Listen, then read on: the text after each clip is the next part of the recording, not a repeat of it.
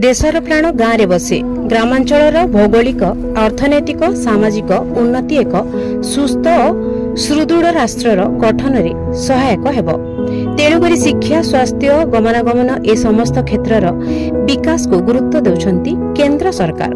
सबका साथ सबका विकास नीति रे मोदी की गारंटी को तृणमूल स्तर में लागू करी लोकंक पाखरे पहुंचाइबाकू दिन राति लागि पड़िछंती आम प्रिय विधायक डॉक्टर मुकेश महाली। ग्रामांचल लोकंक सर्वांगीन विकास पाई बीजेपी सरकार आनी देछि लोकाभिमुखी योजनार संभार। प्रधानमंत्री सड़क योजना, प्रधानमंत्री गरीब कल्याण योजना, प्रधानमंत्री आवास योजना, स्वच्छ भारत योजना, सौभाग्य योजना एमिति अनेक किछि। मुकेश भाई परिश्रम फल आज सारा लुइसिंगा निर्वाचन मंडली रे प्रतिफलित होईछि।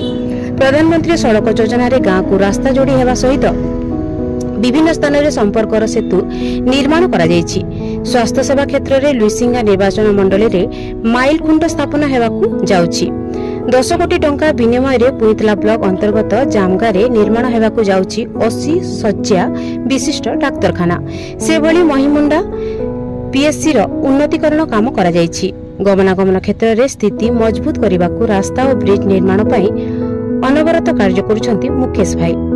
जामगारू भुर्सीपाली ब्रिज, बुढ़ीसिंडोलू जामगा ब्रिज निर्माण करा जायथिबा बेले मलमुंडारू जामपाली को संजोग करुथबा रास्ता रे एक ब्रिज निर्माण काम चलीछि। से भली भाबरे छुईबंधरू साउंदपुर रास्ता निर्माण करा जायछि। ग्रामांचल छात्र छात्रींकर उच्च शिक्षा पई बुबेल ठारे एक कॉलेज स्थापन पई प्रस्ताव देइथिले, जहा पारित होई सेठारे एक कॉलेज निर्माण हेबाकू योजना करा जायथिबा जणा पड़िछि। निज अंचल समूह स्वास्थ्य को दृष्टि रखी विधायक मुकेश महाली प्रचेष्टा जारी रही। एक विकास धारा आहुरी बेगरे आगे चलू यह ही लोकों को आशा।